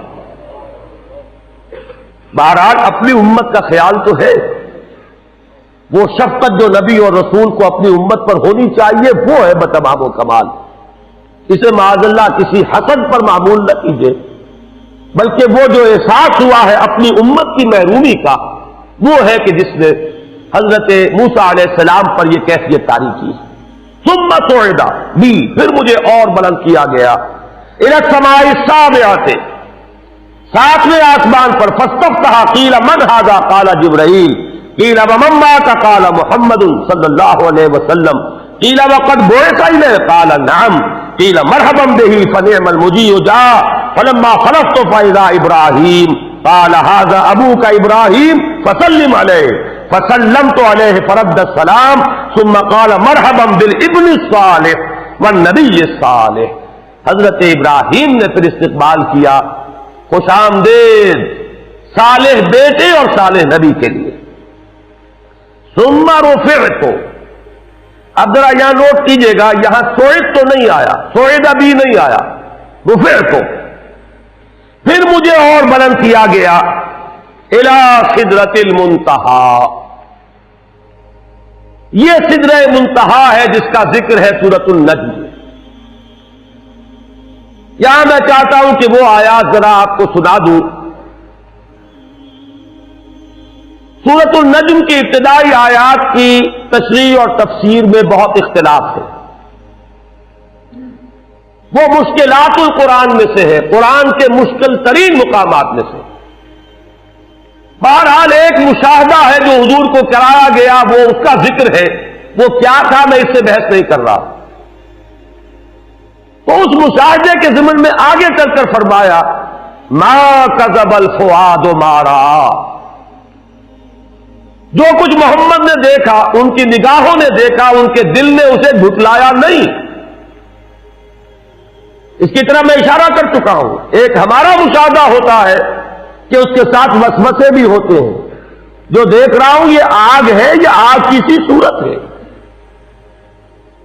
آج کل تو میں نے دیکھے ہیں بہت سے لیمپ اس طرح کے بنے ہوئے کہ واقعتاً انسان کو نظر آتا انگارے ہیں، ہر آدمی دھوکہ کھا جائے گا، لیکن ہے نہیں، کچھ بھی نہیں. تو ہماری آنکھ تو دھوکہ دیتی ہے. لیکن نبی کا جو مشاہدہ ہوتا ہے وہ آنکھ اور قلب کی یکجائی کے ساتھ ہوتا ہے. اس میں کہیں کوئی فرق و تفاوت نہیں. ما کذب الفؤاد ما رأى افتمارونہ علی ما یرا. لوگوں کیا تم ان سے جھگڑتے ہو ان چیزوں کے بارے میں جو وہ دیکھتے ہیں؟ ان چیزوں کے بارے میں جھگڑا ہو سکتا ہے جو کہیں سے سنی سنائی ہو، لیکن تم جھگڑ رہے ہو محمد سے ان چیزوں کے بارے میں. افتمارونہ علی ما یرا وَلَقَدْ رَآهُ نَزْلَةً أُخْرَى. اور انہیں تو وہ مشاہدہ ایک بار نہیں ہوا، ایک بار اور بھی ہوا ہے. کہاں ہوا؟ عند سدرۃ المنتہی. سدرۃ المنتہی کے پاس، عندہا جنت المأوی. اسی سدرۃ المنتہی کے پاس جنت ماوا ہے، وہ جس کا وعدہ کیا گیا ہے، جو ٹھکانہ بنے گی اللہ کے نیکوکار بندوں کا، جس میں وہ رہیں گے ہمیشہ ہمیش. فادخلوها خالدین، وہ بھی وہی ہے. اب یہاں نوٹ کر لیجئے جن احادیث میں جنت کے احوال اور ان کے مشاہدات آئے ہیں وہ وہی تو ہے، اس لیے اس کے مشاہدات ہیں. اس روایت میں ان کا ذکر نہیں. سدرہ عربی زبان میں کہتے ہیں ایک بیری کے درخت کو. منتہا یہ انتہا سے ہے، جہاں جا کر کوئی چیز ختم ہو جائے. یہ سدرۃ المنتہا کیا ہے؟ خیر یہ تو ہم تو کیا سمجھیں گے، ابھی میں عرض کروں گا. قرآن مجید میں یہاں ایسا انداز اختیار کیا ہے کہ ہر شخص یہ جان لے کہ یہ میرے فہم سے بالا تر ہے. ذکر ہو رہا ہے، واقعہ ہے، بیان کرنا ضروری ہے، لیکن تم اس کی حقیقت کو سمجھ نہیں سکتے. منتہا یہ کس اعتبار سے ہے؟ یہاں سے آگے مخلوق کا گزر نہیں ہے، یہ انتہا ہے. یہاں سے آگے جبرائیل بھی نہیں جا سکتے. اور یہاں نوٹ کیجئے اس سے آگے جانے کا کہیں محمد الرسول اللہ کا بھی ذکر نہیں. یہ ہماری شاعری میں ہے کہ اس سے بھی آگے حضور گزر گئے. قرآن مجید میں، حدیث میں کہیں ذکر نہیں. حضور بھی یہیں تک گئے. البتہ ذہن میں رکھیے اس کے بارے میں یہ وضاحت آتی ہے وحی الہی بھی یہاں نازل ہوتی ہے اور یہاں سے فرشتے لیتے ہیں. جو چیز اترتی ہے وہ بھی اولاً یہاں بلا واسطہ، آگے کوئی واسطہ نہیں ہے. یہ وہ حریم کبریا ہے، اس حرم میں داخلہ نہیں ہے. یہاں وہی بھی آئے گی تو یہاں، اور یہاں سے لے لیں گے ملائکہ اور نیچے لے کر جائیں گے. اور جو کچھ عالم خلق کی کوئی شے آئے گی وہ بھی یہیں تک، اس سے آگے نہیں۔ لہذا یہاں نوٹ کیجئے، قرآن نے بھی وہاں ذکر کیا تو سدرۃ المنتہا کے پار کا نہیں، وَلَقَدْ رَآهُ نَزْلَةً أُخْرَىٰ عِندَ سِدْرَةِ الْمُنتَهَىٰ عِندَهَا جَنَّةُ الْمَأْوَىٰ إِذْ يَغْشَى السِّدْرَةَ مَا يَغْشَىٰ۔ یہ ہے وہ بات جس کی طرف میں اشارہ کر رہا تھا، جبکہ اس بیری کے درخت کو ڈھانپے ہوئے تھا، جو ڈھانپے ہوئے تھا وہ نہ زبان ادا کر سکتی ہے، نہ انسانی زبان میں وہ الفاظ اور حروف ہے کہ جو اس کی تعبیر کر سکے، نہ اس کا کوئی تصور انسان کے لیے ممکن ہے۔ جنت کی نعمتوں کے بارے میں جیسے ایک حدیث میں آتا ہے، ما لا عین رأت ولا اذن سمعت وما خطر علی قلب بشر، وہ نعمتیں جو نہ کسی آنکھ نے دیکھی، نہ کسی کان نے سنی، نہ کسی انسان کے دل پر ان کا کوئی خیال تک بھی کبھی آیا۔ اب اسے بیان کریں تو کن الفاظ میں؟ کمیونیکیٹ کیسے ہو؟ کمیونیکیشن تو ہوتی ہے کسی ایسے چیز کے حوالے سے جس کا آپ کو تجربہ ہو، آپ کی دید یا شنید میں آئی ہو، آپ کے ذہن میں اس کا کوئی تصور ہو، اس کے حوالے سے ہو سکتی ہے بات۔ لہذا یہاں دیکھیے انداز کیا ہے، اذ یغشی السدرۃ ما یغشی، تجلیات ربانی کس نوعیت کی، کس کیفیت کی حامل تھی؟ وہ نزول جو ہے تجلیات کا براہ راست جو ہو رہا تھا، وہ ہے اس کا نزول محبت تجلیات ربانیہ۔ ان کو نبی اکرم صلی اللہ علیہ وسلم نے مشاہدہ فرمایا۔ ہمارے ہاں جو شاعری ہوتی ہے اس میں مبالغے ہیں، اور ظاہر بات ہے کہ علامہ اقبال بھی بہرحال جو بھی کچھ تھے شاعر بھی تھے، مبالغے کے بغیر شاعری نہیں ہے۔ موسیٰ بے ہوش رفت بے یک جلوہ صفات، تو عین ذات میں نگری و تبسمی۔ موسیٰ تو جلوہ صفات ہی کی وجہ سے بے ہوش ہو گئے، خر موسیٰ صاعقہ، اور تو عین ذات کا مشاہدہ کر رہا ہے صلی اللہ علیہ وسلم، اور تبسم میں ہے، لیکن یہ مبالغہ ہے۔ عین ذات کے مشاہدے کا ذکر کہیں نہیں ہے، نہ قرآن میں ہے نہ حدیث میں۔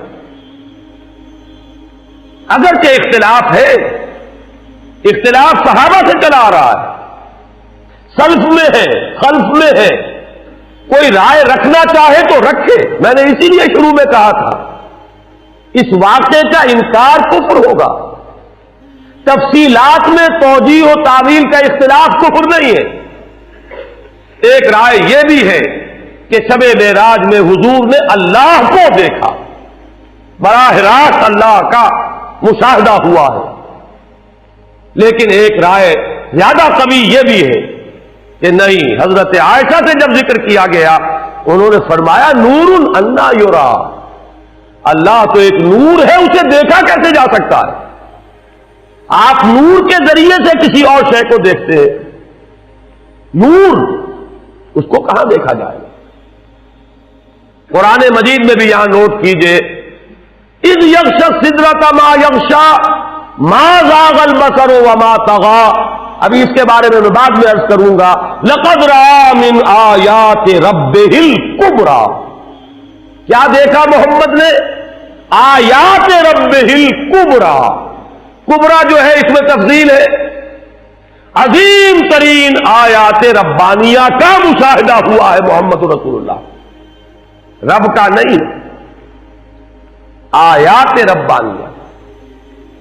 نوٹ کیجئے زمینی سفر میں بھی کیا لفظ آیا تھا، کیوں لے گئے ہم مسجد اقصی، الذی بارکنا حولہ لنریہ من آیاتنا، ہم اس لیے لے گئے تھے کہ اپنی آیات کا مشاہدہ کرائیں۔ وہاں کبریٰ نہیں آیا، وہ آیات تھی جن کا مشاہدہ ہوا۔ یہ زمینی آیات ہے، وہ بھی آیات الہیہ ہے، لیکن جو عظیم ترین آیات الہیہ ہیں وہ ہے جو ڈھانپے ہوئے ہیں سدرۃ المنتہا کو، اور وہ ہے جس کا مشاہدہ کیا محمد الرسول اللہ صلی اللہ علیہ وسلم۔ لقد رأى من آیات ربہ الکبریٰ، یہ تقابل اگر کیا جائے تو غلط نہیں ہوگا۔ اگر اس اعتبار سے فضیلت محمدی ثابت کی جائے تو درست ہوگی کہ ذات باری تعالیٰ کی ایک تجلی جو کوہ طور پر پڑی حضرت موسیٰ، اس کا بھی تحمل نہیں کر سکے، اور یہاں تجلیات ربانیہ کا براہ راست جو نزول ہو رہا ہے سدرۃ المنتہا پر، محمد نے انہیں دیکھا اور بھرپور انداز میں دیکھا اور ان کا تحمل کیا، اس اعتبار سے تو فرق و تفاوت قرآن سے ثابت۔ لیکن اگر یہاں ذات باری تعالیٰ کو لایا جائے تو وہ بلا سند ہے، قرآن میں سند نہیں، حدیث میں سند نہیں، ہاں اقوال صحابہ میں سند ہے۔ اب میں یہاں توجہ دلانا چاہتا ہوں، یہ عجیب مقام ہے، ما زاغ البصر وما طغى، عجیب کیفیت ہے۔ اس آیت کو سمجھنا جو ہے آسان نہیں ہے جب تک کہ کچھ کیفیات کو پہلے آپ جان نہ لیں۔ ہمارے اپنے مشاہدے کے بارے میں دو چیزیں ہیں، وہ نوٹ کیجئے۔ شوق تو ہے مشاہدے کا، اور شوق اتنا ہے کہ حد ادب سے بھی تجاوز کر رہا ہے، لیکن ظرف اتنا نہیں ہے کہ دیکھ سکے۔ وہ جو اردو کا ایک شعر ہے، مجھے پہلا مصرع صحیح یاد نہیں ہے، کہ غم عمر مختصر کا سبب اور کیا بتائیں، میرے شوق کی بلندی میری ہمتوں کی پستی۔ اس کو ذرا ذہن میں رکھیے، شوق بہت بلند ہے، دیکھنا بہت کچھ چاہتے ہیں، لیکن آنکھیں چکا چوندھ ہو جاتی ہے، دیکھ ہی نہیں سکتے۔ ظرف نہیں ہے کہ دیکھ سکیں، اگرچہ طبیعت میں شوق اتنا ہے کہ بے ادبی کی حد تک، حد ادب سے بھی تجاوز کے لیے آمادہ ہے، لیکن دیکھ نہیں سکتے۔ اس کو اقبال نے، میں سمجھتا ہوں کہ یہی مقام ہے قرآن کا، کہ جس کی کیفیات کو جیسے عربی میں کہتے ہیں کہ تعرف الاشیاء بازدادہا، کسی شے کی حقیقت کو اس کا جو اینٹونیم ہو، اس کی جو ضد ہو، اس کی حقیقت کے حوالے سے پہچانا جا سکتا ہے۔ رات کی حقیقت دن کے تقابل سے سمجھ میں آتی ہے، اور دن کی حقیقت رات کے تقابل میں سمجھ میں آتی ہے۔ اب دیکھیے اقبال کا وہ شعر جو اس نظم میں ہے، جو میرے نزدیک ان کے اردو کلام کا کلائمیکس ہے، ذوق و شوق، اور اس کے بھی آخری حصے کا شعر ہے یہ، عین وصال میں مجھے حوصلہ نظر نہ تھا، گرچہ بہانہ جو رہی میری نگاہ بے ادب۔ دونوں اعتبارات سے جو ضد ہے اس کو لائے ہے اقبال۔ میری نگاہ میں بے ادبی تھی، میری نگاہ چوری چوری بھی کچھ دیکھ لینا چاہتی تھی، جس کا دیکھنا ادب کے خلاف ہے، لیکن حوصلہ نظر نہیں، دیکھ نہیں سکتے۔ عین وصال میں مجھے حوصلہ نظر نہ تھا، گرچہ بہانہ جو رہی میری نگاہ بے ادب۔ اس کو ذہن میں رکھیے، اور اب یہاں دیکھیے، ما زاغ البصر وما طغى، وہ مشاہدہ جو محمد کر رہے ہیں صلی اللہ علیہ وسلم، وہ بحث میں کر چکا، مشاہدہ کس چیز کا، ذات باری تعالیٰ کا یا اللہ کی تجلیات خصوصیہ کا، آیات ربہ الکبریٰ کا۔ لیکن مشاہدے کی شان کیا ہے؟ نگاہ جمی رہی، یہ ہے ظرف محمد کا صلی اللہ علیہ وسلم، نگاہیں چکا چوندھ نہیں ہوئی، نہایت تیز روشنی ہو، نگاہ اس کا تحمل نہ کر سکے، آپ نگاہ ہٹائیں گے۔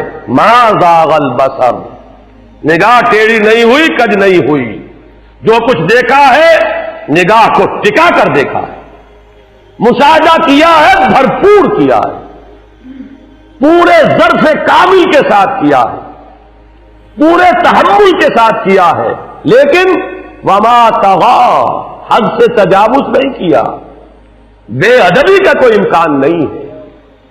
طغا طغیانی، حد سے نکلنا، دریا کو اپنی موت کی طغیانیوں سے کام، کشتی کسی کی پار ہو یا درمیان رہے، یہ طغا ہے، حد سے تجاوز۔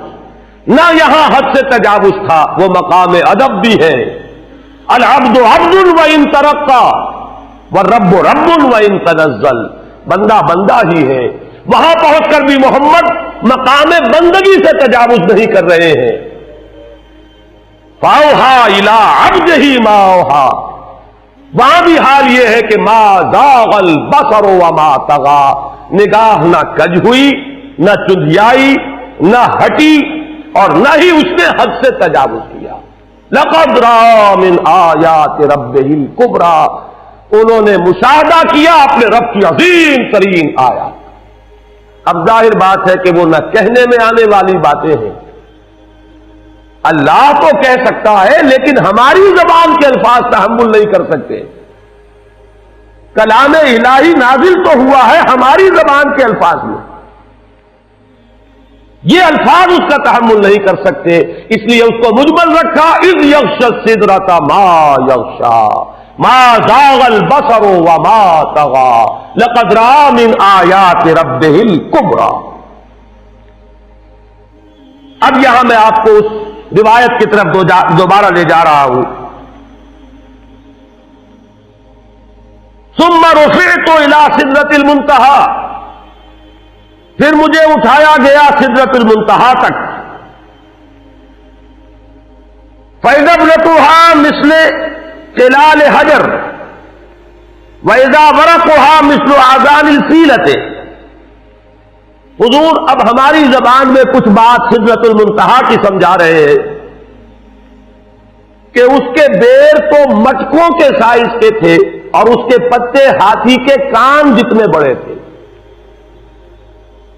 قال ھذا سدرۃ المنتہی، جبرائیل نے کہا یہ ہے سدرۃ المنتہی۔ فإذا أربعة أنہار نہران باطنان و نہران ظاہران، میں نے وہاں 4 نہریں دیکھی، 2 نہریں تھی کہ جو ظاہر بہ رہی تھی اور 2 وہ تھی کہ جو چھپی ہوئی تھی، خفیہ تھی۔ قلت ما ھذان یا جبرائیل، میں نے پوچھا جبرائیل یہ کیا ہے؟ قال اما الباطنان فنہران فی الجنہ، یہ جو ڈھکی ہوئی نہریں جا رہی ہیں یہ تو جنت کی نہریں، ان میں ایک کوثر ہے اور دوسرا سلسبیل ہے۔ واما الظاہران فالنیل والفرات، اور یہ جو ظاہر ہے نہریں یہ وہ ہیں جو دنیا میں جن کا تمہیں نظر آ رہا ہے پرتو مادی، اور وہ ہے دریائے نیل اور دریائے فرات۔ ثم رفع الى البیت المعمور، پھر اٹھائے گئے حضور بیت المعمور تک۔ ثم اعطیت باناء من خمر واناء من لبن واناء من عسل، پھر میرے سامنے یہ بیت معمور کیا ہے یہ بھی جان لیجئے۔ یہ در حقیقت اس سمائے سابعہ پر، 7ویں آسمان پر خانہ کعبہ کا اصل جو ہے اللہ کا گھر، جس کا یہ ظل اور سایہ اس دنیا میں ہے، خانہ کعبہ یہ ہے وہ بیت المعمور، جس کے بارے میں ایک اور روایت میں الفاظ یہ آئے ہیں، اس میں روزانہ 70,000 فرشتے داخل ہوتے ہیں، اور جو فرشتہ ایک مرتبہ داخل ہوا ہے آج تک اسے دوبارہ داخل ہونے کی نوبت نہیں آئی۔ اسی طریقے سے وہ فرشتے ہیں جو طواف کرتے ہیں خانہ کعبہ کا۔ پھر جان لیجئے یہ ہماری نگاہوں سے مخفی عالم غیب کی ایک دنیا ہے اپنی جگہ، چاہے ہمیں نظر نہ آئے۔ پھر میرے سامنے 3 برتن لائے گئے، ایک دودھ کا اور ایک شہد کا اور ایک شراب کا۔ فاخذت اللبن، میں نے دودھ والا پیالہ اٹھا لیا۔ قال ہی الفطرہ، حضرت جبرائیل نے توثیق کی کہ یہ ہے اصل میں آپ کا انتخاب درست ہے، یہ فطرت ہے، فطرت اللہ التی فطر الناس علیہا، یہی جو فطرت انسانی سے قریب ترین شے ہے اس کا آپ نے انتخاب کیا. اتت انت علیہا و امتک، اسی فطرت پر اے محمد آپ بھی ہے اور آپ کی امت بھی ہے. ثم فرضت علیہ صلوات 50 کل یوم، ایک اور روایت میں الفاظ آئے ہیں، اس میں اس کی وضاحت نہیں ہے کہ 3 چیزیں حضور کو یہاں عطا کی گئی. ایک تو 50 نمازیں جو فرض ہوئی، ایک دن رات میں 50 نمازیں، اور ایک سورہ بقرہ کی آخری 2 آیات جو تحفہ اللہ نے دیا محمد کو امت کے لیے صلی اللہ علیہ وسلم. آمن الرسول بما انزل الیہ من ربہ والمؤمنون کل آمن باللہ وملائکتہ وکتبہ ورسلہ. یہاں سے لے کر آخر تک فانصرنا علی القوم الکافرین تک یہ 2 آیات، یہ جنت کے خزانوں میں سے 2 خزانے ہیں جو شب معراج کو عطا ہوئے ہیں محمد رسول اللہ کو بطور تحفہ امت کے لیے. اور تیسری بات یہ کہ اے نبی آپ کی امت کے لیے یہ خصوصی بات ہے کہ آپ کی امتیوں کے گناہ کبیرہ بھی بغیر توبہ کے معاف ہو سکیں گے. یہ خصوصی تحفے ہیں جو امت کے لیے لے کر آئے محمد صلی اللہ علیہ وسلم. 3 تحفے، نماز جو اس معراج میں فرض ہو رہی ہے اور اسی کو حضور کہہ رہے ہیں الصلاۃ معراج المؤمنین، اہل ایمان کے لیے یہ بمنزلہ معراج ہے. اس میں پھر روایت میں تفصیل آ رہی ہے. واپس جب آئے ہیں حضرت موسیٰ سے ملاقات ہوئی اور انہوں نے یہ فرمایا کہ یہ 50 نمازیں بہت ہیں، مجھے تجربہ ہے، تمہاری امت اس کا تحمل نہ کر سکے گی، واپس جاؤ درخواست کرو کم کرواؤ. حضور گئے، 10 نمازیں اس میں معاف ہوئی، 40 ہوئی. پھر یہی بات ہوئی، پھر بھیجا حضرت موسیٰ نے، پھر 30 ہوئی، پھر 20 ہوئی، چوتھی مرتبہ پھر وہ 10 اور پھر 5 رہ گئیں. اس پر بھی حضرت موسیٰ نے یہ کہا اب بھی جاؤ یہ بھی بھاری ہے. حضور نے فرمایا مجھے شرم آتی ہے، میں اتنی مرتبہ جا چکا ہوں، مزید اب جانے سے حیا محسوس کر رہا ہوں. تو ندا آئی کہ یہ 5 ہی 50 کے برابر ہے. ہمارے ہاں قول بدلا نہیں جاتا.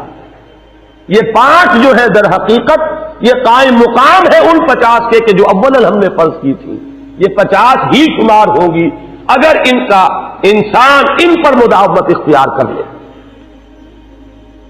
میں آخری جملہ آپ کو اس کا سنا دیتا ہوں. فَأُمِرْتُ بِخَمْسِ صَلَوَاتٍ كُلَّ يَوْمٍ فَرَجَعْتُ إِلَى مُوسَىٰ فَقَالَ بِمَا أُمِرْتُ بِخَمْسِ صَلَوَاتٍ كُلَّ يَوْمٍ قَالَ إِنَّ أُمَّتَكَ لَا تَسْتَطِيعُ 5 صَلَوَاتٍ كُلَّ يَوْمٍ وَإِنِّي قَدْ جَرَّبْتُ النَّاسَ قَبْلَكَ وَعَالَجْتُ بَنِي إِسْرَائِيلَ أَشَدَّ الْمُعَالَجَةِ. میں نے بنی اسرائیل کا حتی الامکان معالجہ کیا، ان کے حالات کو درست کرنے کی کوشش کی، لیکن مجھے تجربہ ہے یہ 5 بھی نہیں جھیلی جائیں گی. فَارْجِعْ إِلَىٰ رَبِّكَ فَاسْأَلْهُ التَّخْفِيفَ، مزید تخفیف چاہیے لِأُمَّتِكَ. قَالَ سَأَلْتُ رَبِّي حَتَّىٰ اسْتَحْيَيْتُ وَلَٰكِنِّي أَرْضَىٰ وَأُسِلُّمُ. قَالَ فَلَمَّا جَاوَزْتُ نَادَىٰ مُنَادٍ ابزیت فریضتی وخففت عن عبادی متفق علیہ. مجھے ندا آئی کہ میں نے اپنے بندوں پر تخفیف کی. اس میں وہ ذکر نہیں ہے، دوسری روایت میں ہے کہ ساتھ ہی وضاحت ہو گئی کہ یہ 5 نمازیں بھی 50 کے برابر ہے. میری بات نہیں بدلی گئی ہے، وہ در حقیقت انہوں نے اسی 50 کا رتبہ جو ہے ان 5 کو عطا فرما دیا. یہ روایت ہے جو متفق علیہ. روایات کثیر، جنت اور دوزخ کے جو مشاہدات کرائے گئے وہ بہت تفصیل سے دوسری روایات میں، لیکن کسی اور روایت کا استناد کے اعتبار سے، اسناد کے اعتبار سے وہ درجہ نہیں ہے جو اس روایت کا. باقی میں نے مسلم شریف کی روایات میں سے اور تفاصیل آپ کو سنائی ہیں. یہ ہے واقعہ. پھر حضور واپس آئے ہیں, وہیں مسجد اقصی میں آئے ہیں, پھر واپس تشریف لائے ہیں, اور اس کا میں بیان کر چکا ہوں دوسری روایات میں کہ وقت بالکل نہیں گزرا, کہیں روک دیا گیا ہے, پوری کائنات کو کہیں تھام دیا گیا. یہ بات تو وہ ہے جو آج سے پہلے بھی سمجھ میں آ سکتی تھی کہ شاید کسی ایک جگہ پر پوری کائنات کو روک دیا گیا, وقت بالکل نہیں گزرا کسی کے لیے. لیکن جیسا کہ میں نے عرض کیا, اس وقت تو یہ بھی سمجھ میں آتا ہے کہ سب کے لیے وقت گزر رہا ہو اور صرف محمد الرسول اللہ کے لیے نہ گزرے صلی اللہ علیہ وسلم. آج یہ بات بھی سمجھ میں آ سکتی ہے, لیکن یہ ہے کہ قرین قیاس وہی پہلی بات ہے کہ اس میں پورے اس وقت کے لیے وقت کی رفتار کو روک دیا گیا ہو. وہ مثلا یاد آ گیا کہ آگے بڑھو یا وقت کی رفتار روک دو. تو یہ وقت کی رفتار ہے جو محمد الرسول اللہ صلی اللہ علیہ وسلم کے لیے روک دی گئی. اس کے بعد جو ہنگامہ ہونا چاہیے تھا وہ ہوا. صبح جب حضور نے فرمایا کہ یہ میرے ساتھ واقعہ پیش آیا ہے, تو جو رد عمل ہونا چاہیے تھا وہ ہوا. یہاں تک بھی ہوا ہے کہ بہت سے مومنین صادقین متزلزل ہو گئے. مشرکین نے, کفار نے بغلیں بجائی کہ اب ہمیں موقع مل گیا. معلوم ہوتا ہے ابھی تک تو شک ہی کی بات تھی کہ ان کو کچھ خلل دماغی کا عارضہ ہے, اب تو ثابت ہو گیا, کسی شک و شبے کی گنجائش نہیں. چنانچہ اب آپ اس کا اندازہ کیجئے, یہ واقعہ مکے میں بیٹھ کر بیان کیا جا رہا ہے, امتحان لیے گئے ہیں. اچھا اگر گئے تھے تو بتاؤ مسجد اقصی کے ستون کتنے ہیں, وہاں کی کھڑکیاں کیسی ہیں؟ حضور فرماتے ہیں, ایک حدیث موجود ہے کہ میں گھبرا گیا, اس لیے کہ کس کو یاد رہتا ہے. مسجد اقصی میں جا کر حضور ستون تو نہیں گر رہے تھے, لیکن یہ کہ جب پوچھا جا رہا ہے تو مجمع میں تو ہو سکتا ہے کہ تالی پٹ جائے کہ اچانک اللہ تعالی نے میرے سامنے مسجد اقصی کو کر دیا. اب میں دیکھ کر بتا رہا ہوں اور لوگ دنگ ہو رہے ہیں. اب دیکھیے وہ مشاہدہ جو میں نے عرض کیا تھا, مشاہدات بے شمار ہیں. جنت سامنے لے آئی جاتی ہے اور آگ سامنے لے آئی جاتی ہے, جہنم سامنے لے آئی جاتی ہے, مسجد اقصی سامنے لے آئی گئی ہے, جن میں سے ہر سوال کا جواب حضور نے مشاہدے سے دیا. اسی ضمن میں وہ واقعہ آتا ہے کہ حضرت ابو بکر کے پاس گئے لوگ دوڑے دوڑے. وہ یہ سمجھتے تھے کہ اگر یہ پالا ہم مار لیں تو پھر ہماری جیت ہے. ابو بکر کو اگر ہم متزلزل کر دیں تو پھر گویا کہ ہمارے لیے کوئی اور پرابلم نہ رہے گا. روایت میں آتا ہے حضرت ابو بکر نے بھی سن کر ایک دفعہ جھرجھری لی ہے, لیکن صرف ایک سوال کیا, کیا واقعی وہ یہ فرما رہے ہیں؟ لوگوں نے خوش ہو کر کہا, تالیاں بجائے, ہاں ہاں کہہ رہے ہیں, چلو ہم لے چلتے ہیں. انہوں نے سمجھا کہ ہمارا وار جو ہے کارگر ہوا ہے, واقعی کو تزلزل ہے. لیکن اگلا جواب ابو بکر کا یہ تھا, اگر وہ کہہ رہے ہیں تو 100% درست کہہ رہے ہیں. میں روزانہ یہ مانتا ہوں کہ فرشتہ آسمان سے ان کے پاس آتا ہے, تو اگر ایک مرتبہ انہیں آسمان پر لے جایا گیا تو یہ کون سی بعید ہے؟ یہ ہے وہ دن کہ جس کے بعد صدیق اکبر شمار ہوئے ہیں ابو بکر صدیق